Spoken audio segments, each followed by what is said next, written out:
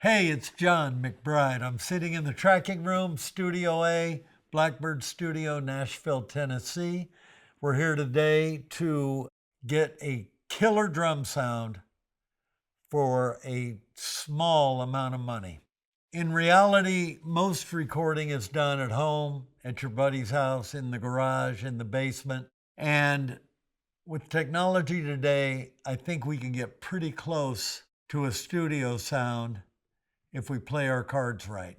But what we're going to do is get a drum sound with 7 SM57s, 100 or less each, if you can find them on sale, through a DAW. No console involved, no tube mic pre's, no tube mics. We have inexpensive mics, and we are going to get a great drum sound because, well, we have Pauly, number one, and number two, it's a good kit. But number three, we're going to do it for way less than $3,000. I think it would be maybe in the $2,500 range to have this set up with the DAW we're using, which I believe is a PreSonus.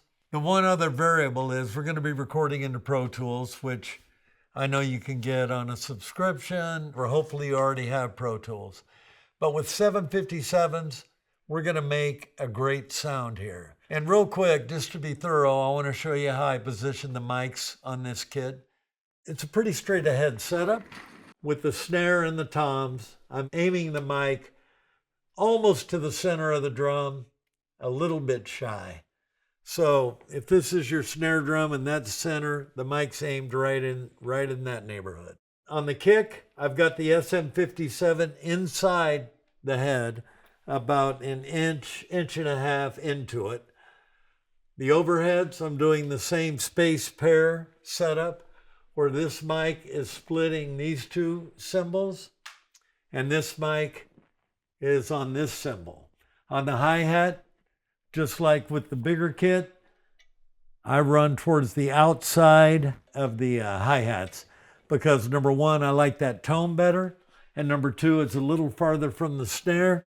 The only similarity to miking this with an unlimited budget is that we're going to use an SM57 on the snare top either way. We're not using a snare bottom mic. I don't think we need one. I think we're going to be able to get what we want out of these mics. All right, if I can find Pauly, we'll go head into the control room and see what we can do. And there you are, man. That's a man. I love it. So I just walked into the control room.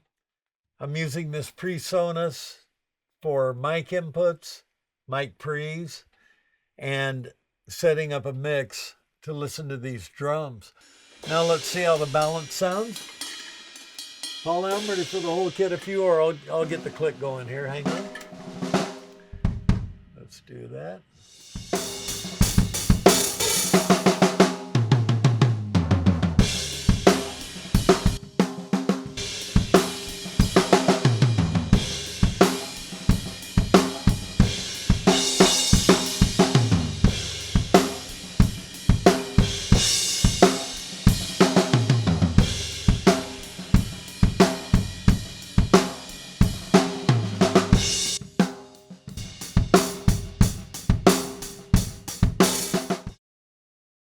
If I had one more channel, I might do a snare bottom to get just a little more top end and sizzle on that snare.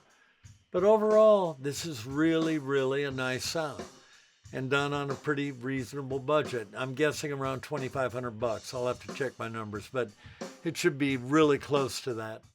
Next time you go to record and you don't have much of a budget, but you have a few 57s, and some kind of a DAW, put your mics in the right place, get the right drummer, and you'll have a great drum sound.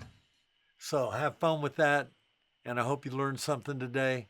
I'm John McBride, and you are inside Blackbird.